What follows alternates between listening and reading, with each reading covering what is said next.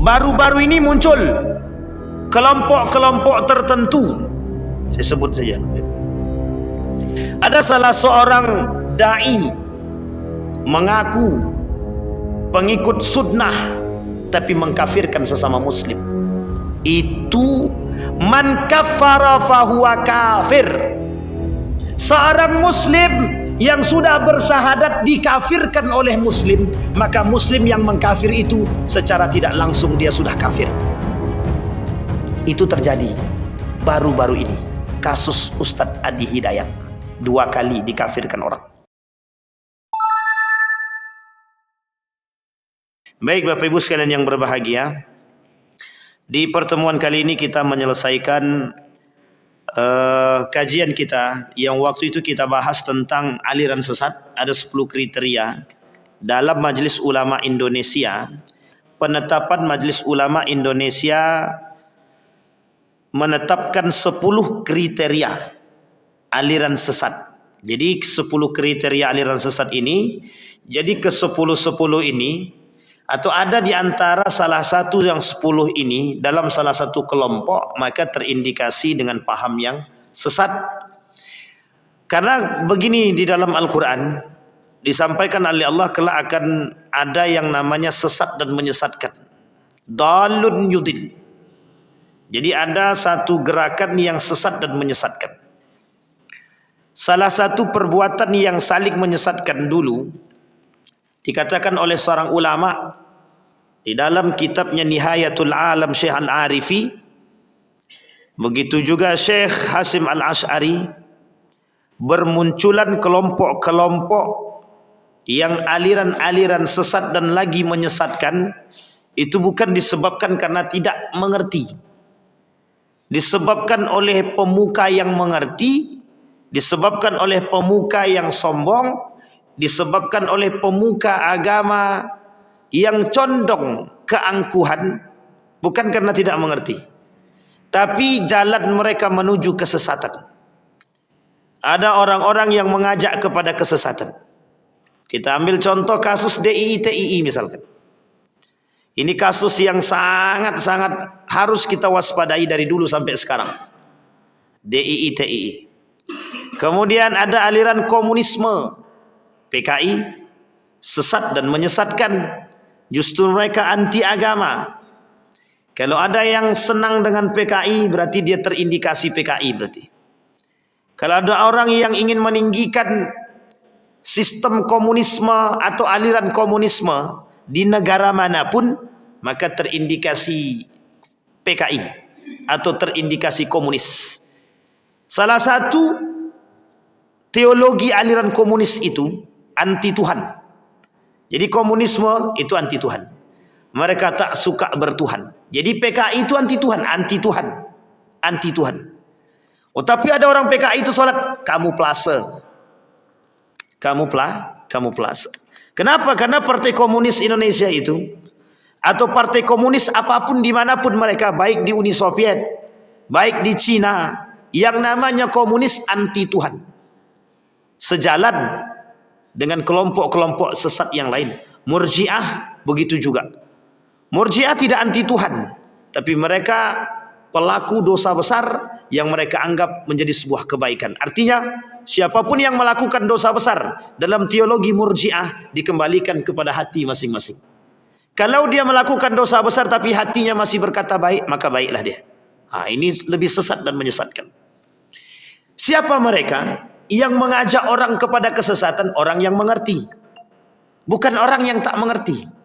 Maka tak salah ketika Nabi katakan du'atun ila abwabil jahannam, kelak akan muncul pemuka-pemuka kelompok yang mengajak kepada kesesatan dan mengajak kepada neraka-neraka jahannam. Baik Bapak Ibu sekalian yang berbahagia, maka tak salah ketika Majelis Ulama Indonesia menetapkan 10 kriteria. Dan 10 kriteria itu sebenarnya sedikit. Harusnya banyak kriteria yang bisa dianggap menjadi aliran sesat. Tapi disepakati oleh ulama dari sekian banyak itu dibuatlah kriterianya ada 10. Kenapa? Karena saking banyaknya aliran sesat di Indonesia. Bahai muncul, sesat. Dulu disebut dengan Ahmadiyah, sesat. LDII, sesat. dulu, sekarang tak. Ada sebagian sudah diakui. Bahai diakui agama baru, tapi bukan Islam. LDII yang dulunya menyesatkan atau dianggap sesat, sekarang tak sesat. Karena siapapun masuk masjid dia sudah boleh, tak lagi dicuci kaki dia. Ahmadiyah dulu muncul di, saya lupa Ahmadiyah ini muncul di mana dulu. Di India. Bahai muncul di Mesir. Dan di Saudi Arabia muncul Wahabi. Itu muncul di Saudi Arabia. Britani buatan Inggris. Ketiga kelompok ini memang besutan Inggris untuk memecah belah umat muslim ketika itu. Syekh Ramadan Al-Buti dalam ceramahnya mengatakan, ketiga kelompok-kelompok sesat ini sengaja dibentuk. Bukan yang membentuk, bukan orang tak mengerti, orang mengerti. Nabi palsu Musailamah Al-Kadzab pada masa baginda Nabi Muhammad sallallahu alaihi wasallam, 7 nabi palsu. Meninggal Nabi, naik Abu Bakar Siddiq, muncul 3 nabi palsu. Bukan tak mengerti, karena keangkuhan, merasa lebih hebat, merasa dapat wahyu, sehingga bermunculan. Nah, orang-orang hari ini ada yang menyerupai kelompok-kelompok yang tadi kita sampaikan. Orang-orang hari ini keangkuhan, kesombongan, merasa lebih pintar, mereka menganggap diri mereka sudah menjadi Tuhan. Atau ada yang menganggap diri mereka sudah mendapatkan wahyu, justru mengaku lebih menjadi nabi. Sehingga membangun satu kelompok-kelompok tertentu, dan mohon maaf, kelompok-kelompok tersebut menjadi sesat dan menyesatkan. Tahun 2020, tahun 2019, tahun 2018, di Indonesia banyak sekali bermunculan aliran-aliran sesat. Bahkan tahun 2000, sebelum turunnya Luqmanul Hakim, Menteri Agama, beliau meresmikan satu agama yang disebut dengan Bahai. Agama itu resmi masuk dalam negara Republik Indonesia, di luar agama-agama yang lain. Artinya apa? Apakah gerakan-gerakan tersebut, aliran-aliran tersebut ada pengikutnya? Bukan sedikit, banyak sekali pengikutnya. Nah, kalau sedikit tak ada masalah, cuma 20 orang, oh bisa, sekali tangkap selesai. Tapi tak segitu, yang ikut ribuan, yang percaya juga banyak. Artinya apa? Siapa yang bisa membuat orang lain bisa percaya? Apakah orang bodoh? Tidak. Du'atun ila abwabi jahannam. Mesti ada yang mengajak ke arah neraka jahannam. Baik, Bapak Ibu sekalian yang berbahagia, kemarin kita sampai pada nomor 6. Sekarang kita masuk pada nomor 7.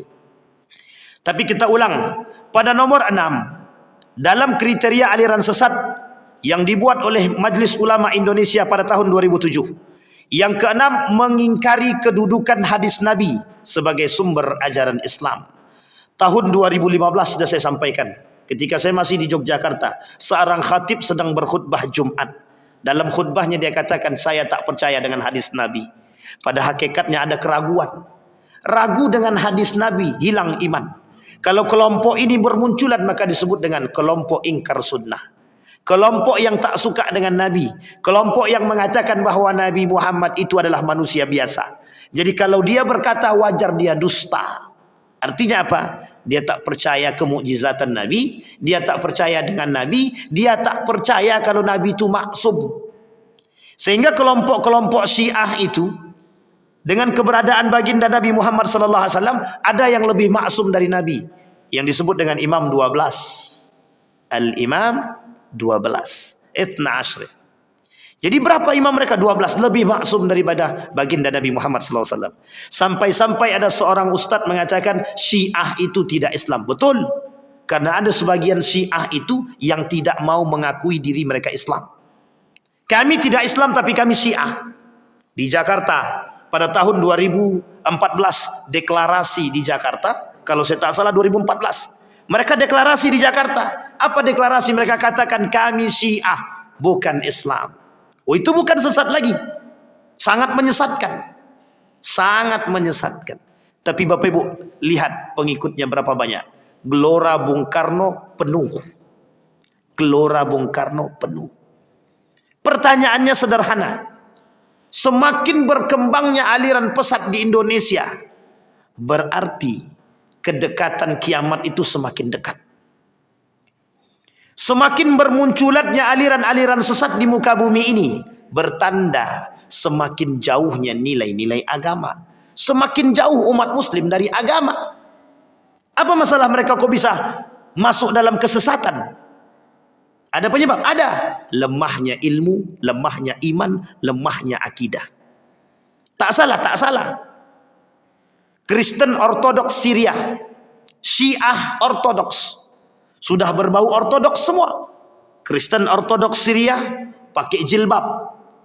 Al-Quran, kitab mereka, mohon maaf, Injil mereka sudah berbahasa Arab. Gerak solat mereka hampir sama dengan gerak solatnya umat muslim. Bayangkan kalau kita tak punya ilmu, bayangkan kalau kita tak punya iman, bayangkan kalau kita tak punya akidah. Bergeser akidah kita. Sedangkan yang sesama muslim bisa saling menyesatkan, apalagi, mohon maaf, mereka-mereka yang menyerupai. Ini yang masalah kita hari ini, Bapak. Mengingkari kedudukan hadis Nabi Muhammad SAW. Hari ini mungkin tak banyak. Yang mengingkari hadis Nabi mungkin tak banyak, tapi yang mengingkari sunnah Nabi banyak. Mereka tak mengingkari hadis Nabi, tapi mereka mengingkari sunnah Nabi. Maka kelak bermunculan aliran-aliran sesat, tapi nyata. Sesatnya bukan menyesatkan secara akidah, tapi menyesatkan secara akhlak. Siapa mereka? Mereka yang tak menjalankan sunnah Nabi. Yang tadinya mereka tak jalankan karena mereka tak mau menjalankan. Tapi kelak bukan lagi tak menjalankan, mereka mengingkari sunnah tersebut. Makan dengan tangan kanan sunnah, kelak makan tak lagi dengan tangan kanan, dengan tangan apapun boleh. Tidur menghadap kanan sunnah, kelak orang tidur biasa-biasa saja. Hari ini orang menganggap tidur sebelah kanan, yang penting kami tidur menghadap kanan, kayak kiri, kayak telentang, kayak atau apapun. Hari ini mereka biasa, tapi kelak mereka akan mengingkari itu bukan sunnah Nabi. Kenapa demikian? Karena semakin dekatnya hari menjelang datangnya kiamat, semua gaya-gaya pemikiran-pemikiran umat muslim terkhusus jauh dari nilai-nilai agama yang sesungguhnya. Yang ketujuh, menghina, melecehkan atau merendahkan para nabi dan rasul. Ada yang merendahkan nabi, ada yang merendahkan rasul, ada. Dulu bermunculan kelompok-kelompok tertentu di Saudi Arabia yang memang tak percaya dengan nabi. Hari ini di Indonesia ada yang mengatakan Nabi Muhammad, andai kata Plato hidup sezaman dengan Muhammad, maka Plato dan Aristoteles lebih berhak jadi nabi daripada Nabi Muhammad. Itu bukan merendahkan, bukan, tapi melecehkan. Lebih parah daripada itu. Menghina, iya. Ada kelompok-kelompok tertentu, mereka katakan Muhammad itu penipu, Muhammad itu perusak, Muhammad itu yang membuat Al-Quran. Tipu daya yang mereka buat. Siapa kelompok tersebut? Liberalisme. Apakah ada mereka hari ini? Ada. Di mana mereka? Di kalangan kita. Di mana mereka? Di dalam pemerintahan. Di mana mereka? Di tempat-tempat tertentu. Orang-orang yang suka meninggikan agama dan menjauhkan nilai-nilai dari kehidupan, merekalah kelompok-kelompok yang disebut dengan liberalisme, sekulerisme, pluralisme, orang-orang yang tak suka dengan ajaran baginda Nabi Muhammad sallallahu alaihi wasallam. Oh, berarti kemarin begitu Pak Ustaz? Iya, yang tak suka dengan jilbab, oh itu sesat. Yang tak mengatakan jilbab itu wajib, sesat. Yang mengatakan bahwa jilbab itu tidak wajib, sesat. Yang mengatakan zakat tidak wajib, sesat. Yang mengatakan solat tidak wajib, sesat. Yang mengatakan solat 5 waktu tidak ada dalilnya, sesat. Tapi punya pengikut? Ada. Coba bayangkan. Orang-orang seperti itu punya pengikut. Bahkan pengikut mereka banyak. Bapak Ibu sekalian yang berbahagia. Bayangkan Bapak Ibu sekalian yang berbahagia, berapa banyak manusia-manusia hari ini dengan kepintaran mereka membuat tipu daya. Itu Dajjal belum datang. Manusia menyerupai Dajjal saja baru. Hanya lisan mereka, manusia yang menyerupai Dajjal bisa percaya. Gimana kalau Dajjal benaran yang datang? Kata Nabi dalam hadisnya itu, Dajjal itu di tangan kanannya itu surga, di tangan kirinya neraka. Pada hakikatnya itu tipu daya. Yang tadinya surga di tangan kanan adalah neraka, yang tadinya sebelah kiri neraka adalah surga. Tipu daya yang dibangun oleh Dajjal. Maka pada masa itu tak ada yang selamat kecuali mereka yang mendawamkan membaca Al-Quran, surat Al-Kahfi, iman yang kuat, akidah yang benar. Hari ini begitu. Iya, agen-agen Dajjal sudah bermunculan. Siapa agen-agen Dajjal tadi? Mereka-mereka yang tadi kita sampaikan. Liberalisme, pluralisme, sekulerisme, feminisme, materialisme, apa lagi? Itu semua. Orang-orang itu adalah agen-agen of Dajjal. Agents of Dajjal. Jadi kawan saya yang liberal tuh Dajjal tuh Ustaz, jangan sebut. Tak usah sebut kalau dia Dajjal. Kalau memang begitu karakter dia, tapi jangan sebut. Mereka adalah kaum-kaum munafik. Orang-orang munafik. Perlu kita ajak untuk duduk kembali agar mereka bisa selamat dari kesesatan yang mereka alami. Yang kedua, yang ketujuh sudah, yang kedelapan, mengingkari Nabi Muhammad SAW sebagai Nabi dan Rasul terakhir. Sudah kita sampaikan, salah satunya bermunculan Nabi-Nabi palsu. Dulu heboh di Indonesia, Nabi-Nabi palsu bermunculan. Ternyata awak kira Nabi saja yang muncul, rupanya yang mengaku Tuhan pun muncul. Kenapa kok yang ngaku iblis tak muncul gitu? Yang ngaku setan gitu, tak ada. Bahkan mohon maaf Bapak Ibu, mohon maaf. Ada kelompok-kelompok yang menyanyi-nyanyi lah itu dengan nama-namanya yang tak benar. Apa namanya itu? Yang wajahnya menyeramkan itu.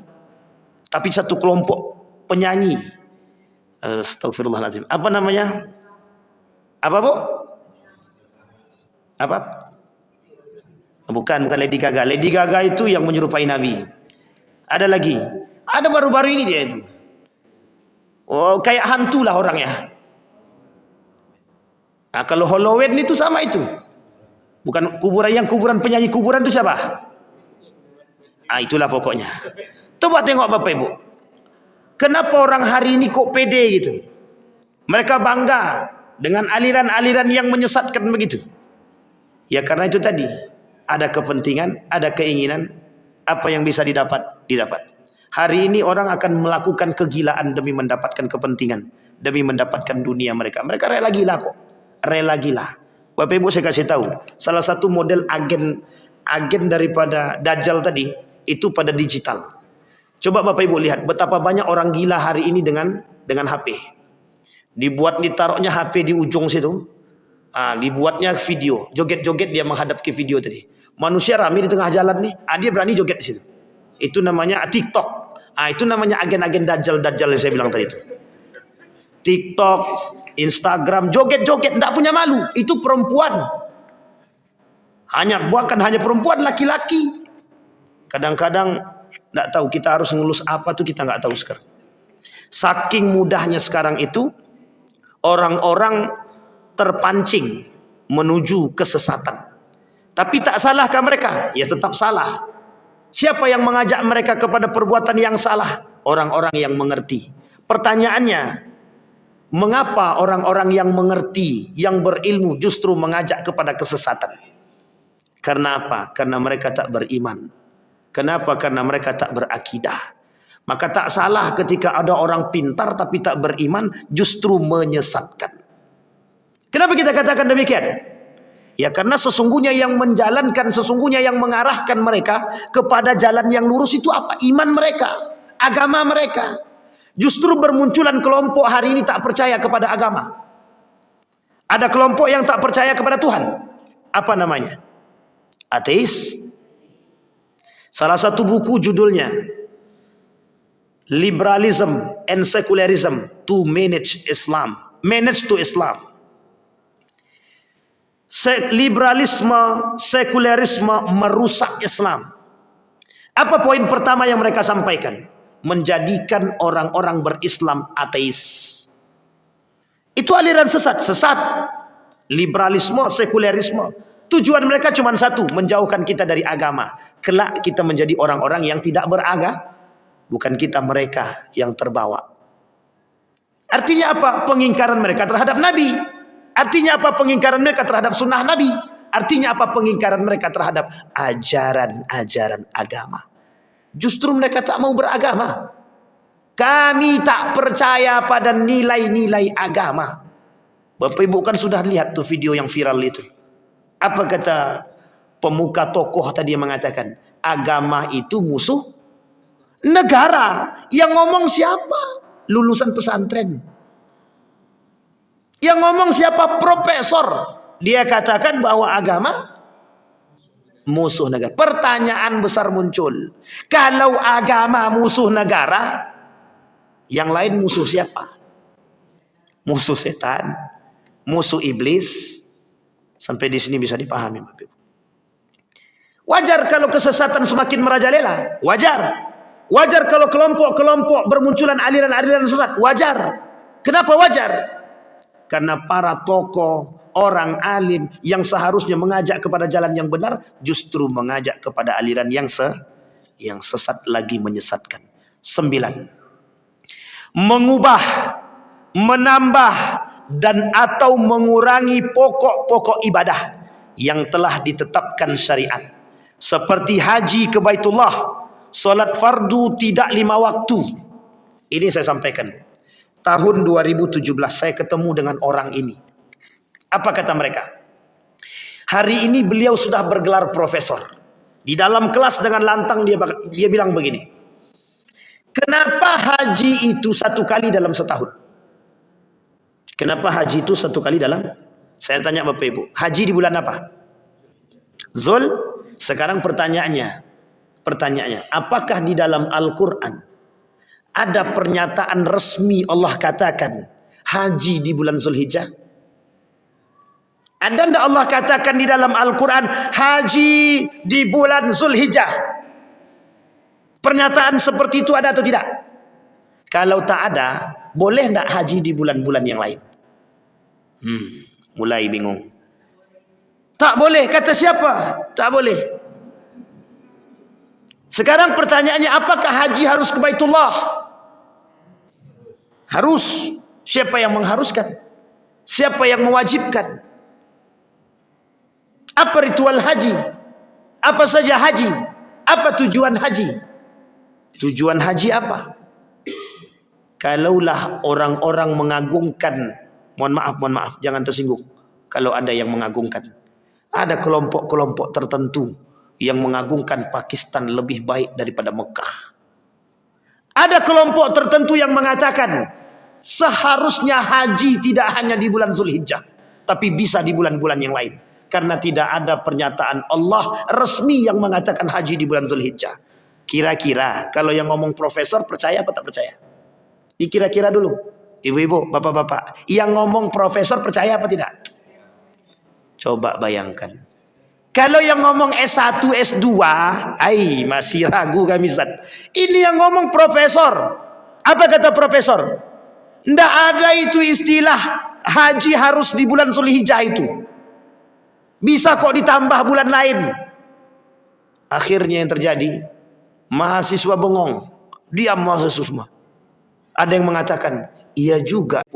Yang terakhir Bapak Ibu, mengkafirkan sesama muslim tanpa dalil syariah, seperti mengkafirkan muslim hanya karena bukan kelompoknya. Baru-baru ini muncul kelompok-kelompok tertentu. Saya sebut saja Bapak Ibu. Ada salah seorang dai mengaku pengikut sunnah tapi mengkafirkan sesama muslim. Itu man kafara fahuwa kafir. Seorang muslim yang sudah bersyahadat dikafirkan oleh muslim, maka muslim yang mengkafir itu secara tidak langsung dia sudah kafir. Itu terjadi baru-baru ini. Kasus Ustadz Adi Hidayat, 2 kali dikafirkan orang. 1 kali beberapa hari yang lalu, beberapa bulan yang lalu. Yang kedua ketika beliau ngisi di Universitas Muhammadiyah Riau. dikafirkan orang. Yang mengkafirkan siapa? Muslim. Pertanyaannya adalah, tidakkah mereka membaca hadis Nabi man kaffara fahuwa kafir? Tidakkah mereka mengetahui maksud konteks itu? Kata mereka, berhak bagi seorang muslim mengkafirkan muslim yang lain yang sudah terindikasi kesesatannya, kata dia. Kita pula yang terjerumus dalam kekafiran. Jangan ikut-ikutan. Cari tahu kebenaran itu. Kalau valid pun berita tersebut, ada untungnya bagi Anda untuk mengatakan mereka kafir? Tak ada. Tak ada untungnya. Sampai di sini bisa dipahami Bapak Ibu. Hari ini Bapak Ibu, kondisi itu nampak. Kenapa? Perbedaan pendapat bisa sampai pada takfiri. Terjadi kok Ustaz pada masa dahulu, betul. Terjadi pada masa dahulu, tapi dikecam oleh para ulama. Ulama yang mengancam. Karena merujuk kepada hadis Nabi. Karena merujuk kepada pemahaman agama. Karena merujuk kepada ayat Al-Quran. Hari ini dengan mudah lisan mereka mengatakan, kalau kau ibadah bentuk ini, masuk neraka kau nih. Mudah kita mengatakan orang masuk dalam neraka. Padahal kita belum tentu kebenaran apakah kita masuk surga atau neraka. Satu ketika Abu Nawas sedang keliling kota. Sering sekali mendengarkan kalimat orang-orang yang mengatakan masuk neraka, masuk neraka. Kau ni makal masuk neraka, kau ni masuk neraka, masuk neraka. Apa kata Abu Nawas? Mulai besok diambilnya lampu strongking. Keliling daerah. Ketika itu yang menjadi khalifah adalah Harun Ar-Rasyid. Berjalan dia siang dan malam, dibawanya lampu. Tujuan cuma mencari neraka. Apa kata orang-orang ketika bertanya, Abu Nawas, apa yang kau lakukan? Aku sedang mencari neraka. Sampai orang-orang kata kepada Abu Nawas, kau gila. Abu Nawas dilawan. Akhirnya apa yang terjadi? 3 hari kemudian Abu Nawas diadukan kepada Harun Ar-Rasyid. Dipanggil oleh Khalifah Harun Ar-Rasyid. Betulkah kau mencari neraka? Betul. Apakah kau sudah gila? Tidak. Kemudian Abu Nawas menjawab. Ketika ditanya oleh Harun Ar-Rasyid, apa yang membuat engkau mencari neraka? Jawaban Abu Nawas sederhana. Hari ini aku sering mendengar orang-orang saling mengklaim si A, si B masuk neraka dengan perbuatan mereka. Makanya aku cari nerakanya di mana. Kok sampai mereka sudah tahu nama si Anu sudah masuk neraka? Apa yang dilakukan oleh Harun Ar-Rasyid? Tertawa terbahak-bahak Harun Ar-Rasyid. Kemudian Harun Ar-Rasyid menyampaikan, betul yang dikatakan Abu Nawas. Tak ada yang tahu siapa yang bakal menjadi penghuni neraka ataupun surga. Bisa jadi orang yang melakukan kesesatan bertobat kepada Allah, Allah terima taubatnya, Allah masukkan ke dalam surga. Bisa jadi, mohon maaf, orang-orang yang hari ini taat beribadah, Allah balikkan hati mereka. Na'udzubillah, thumma na'udzubillah. Ya muqallibal qulub, tsabbit qulubana ala dinika wa ta'atik. Sangat tidak mungkin. Sangat mungkin sekali bagi Allah. Artinya apa? Disitulah kemudian Nabi mengatakan, tidak boleh bagi seorang muslim mencela muslim yang lain. Sibabul muslimin fusuq wa qitaluhu kufrun. Mengejek muslim saja kita tak boleh. Apalagi kita harus mengkafirkan, lebih daripada itu. Bahkan kalau kita membunuh dianggap kafir. Bagaimana kalau kita mengkafirkan sesama muslim? Maka tak salah pernyataan tersebut. Man kaffara fahuwa kafir. Maka ulama mengatakan, Syekh Ramadan Al-Buti, Syekh Nuruddin Itar, Syekh Yusuf Al-Qardawi mengancam tidak layak dan tidak boleh bagi seorang muslim mengatakan kafir kepada muslim yang lain. Pada hakikatnya mereka bersaudara. Uniknya lagi, mohon maaf, uniknya sesama kafir, sesama muslim dikafirkan. Sesama non muslim, Yahudi, Nasrani bergandeng Nah, itu yang paling berbahaya itu begitu.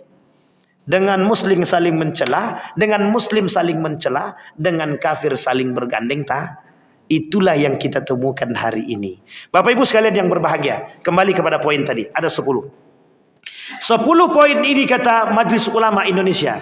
Jika mereka, siapapun di antara kita yang menemukan kelompok-kelompok tertentu dan mereka melakukan ritual-ritual seperti yang dilakukan, yang dikatakan oleh Majelis Ulama dalam kriteria tadi, maka harus kita ajukan kepada Majelis Ulama Indonesia. Tapi saya hari ini masih penasaran Bapak Ibu, kenapa di Syiah itu masih ada kelompok Syiah dan terjaga? Itu yang saya tak tahu sampai hari ini Bapak Ibu. Iya, tenang. Ayo Ibu nanti di daerah apa namanya, saya lupa, bunga-bunga apa namanya? Bunga Raya. Boleh nanti lewat. Kalau yang mau jalan ke Pak Ning, sehingga sebelah kiri nanti tertulis besar itu, tulisannya Syiah gitu. Saya bilang geleng kepala saya, ini kemana pemerintahnya gitu. Kemudian di daerah masih di Kabupaten Siak ada satu kelompok. Jadi ini namanya sinkritisme. Kelompok-kelompok yang masuk Islam, tapi masuk Islamnya bukan untuk beribadah secara Islam, tapi memang hanya untuk menikahi anak gadis orang, untuk mendapatkan pekerjaan. Sehingga ketika sholat Jumat mereka sholat Jumat, habis sholat Jumat mereka sesajen. Itu masih ada kelompok-kelompok demikian, masih banyak. Mohon maaf yang dari Syiah itu masih ada, karena saya barusan melakukan penelitian itu belum lama, mungkin sekitar setahun yang lalu, di salah satu daerah yang kita sebut dengan Tanjung Pal. Itu masih Kabupaten Siak. Di Bengkalis ditemukan baru-baru ini kelompok majelis ilmu yang boleh menyentuh perempuan, laki-lakinya boleh menyentuh perempuan. Itu di Bengkalis, terindikasi aliran sesat. Di Pelalawan tahun 2019 DII TII dibasmi oleh Polda, diusir oleh Polres, disikat oleh Polsek. Habis. Tapi kita tidak tahu apakah betul habis semuanya, kita tidak tahu. Ternyata di mana base camp mereka? Ada di Kampar. Bayangkan Bapak Ibu, itu Riau. Orang-orang yang mengkafirkan dan menyesatkan itu di mana? Kampar. Muhammadiyah, apa namanya itu? Firqah Dhalah gitu deh. Nahdlatul Ulama, Firqah Dhalah gitu deh. Siapa mereka yang menyesatkan kelompok-kelompok tertentu? Muslimkah mereka? Muslim. Apa dalil mereka? Apa alasan mereka menyesatkan kelompok-kelompok yang lain tanpa mau mengambil intisari dari ibadah yang dilakukan oleh kelompok-kelompok tertentu? Satu saja, karena menganggap diri paling benar, angkuh, sombong, dan merasa paling jumawa dan merasa paling soleh. Allah tunjukkan kehebatan mereka di hadapan manusia. Apa yang terjadi? Lisannya berucap tanpa sadar. Akhirnya apa? Mereka datang meminta maaf. Itu kesesatan, sesat. Terlanjur menyesatkan orang. Dengan jumawanya mereka katakan aliran-aliran tertentu sesat dan menyesatkan. Bapak Ibu sekalian yang berbahagia, dari poin yang 10 tadi Bapak Ibu, apa yang harus kita lakukan hari ini? Yang harus kita lakukan hari ini yang pertama, pelajari agama sebaik mungkin. Satu, karena hukum mempelajari ilmu agama wajib ain, bukan fardu kifayah, bukan sunnah muakkadah, apalagi sunnah. Hukum mempelajari ilmu agama wajib ala kulli fardin, setiap manusia di antara kita. Yang kedua, perkuat akidah. Karena orang yang lemah akidah yang bisa disesatkan. Yang ketiga, perkuat iman. Yang keempat, kembali kepada Al-Quran. Yang kelima, kembali kepada kalam Nabi, kembali kepada hadis Nabi. Yang keenam, kembali kepada pemahaman salafus saleh, ulama-ulama kita yang baik dan benar, insya Allah. Apa yang harus kita lakukan kembali? Jaga generasi. Kenapa kok generasi yang harus kita jaga? Mungkin Bapak Ibu bisa selamat, tapi kita tidak tahu pergaulan generasi-generasi kita. Akankah baik ataukah sesat? Baru-baru ini saya punya seorang teman yang tinggal di Iran. Apa dia kata? Kalau tidak Syiah, tidak yes. Itu alumni pesantren. Apa kata beliau? Kalau tidak Syiah, tidak yes. Maksudnya paham Bapak Ibu? Begitu orang yang lulus dari pesantren, salah satu pesantren ternama, mampu mengatakan hal demikian, bahwa Syiah bukan aliran sesat. Dan dengan bangga dia katakan, aku Syiah. Coba Bapak Ibu bayangkan. Yang kedua, pada 2 tahun yang lalu, seorang pemuda membakar ijazah pondok pesantrennya. Terang-terangan divideokan. Apa kata dia? Aku teroris. Ini ijazah yang aku dapat dari pondokku dahulu, dari sekolah subhatku dahulu, kata dia. Tak lagi bermanfaat. Artinya apa? Cuci otak yang dilakukan kelompok teroris berhasil. Alumni pesantren. Pertanyaannya adalah, kalau tak alumni pesantren bagaimana? Pandai-pandailah kalau begitu. Artinya Bapak Ibu, kita sama-sama menjaga generasi. Ajak anak-anak kita, paling tidak mohon maaf, gunakan kekuatan kita, gunakan ketegasan kita, gunakan kekerasan. Ustaz, keras di sini artinya adalah tegas kepada anak generasi kita. Kenapa demikian? Mohon maaf. Perkembangan teknologi pesat, sangat pesat. Kalau kita tak hati-hati, kita takutkan mereka terjerumus dalam aliran-aliran sesat. Bisa dipahami Bapak Ibu?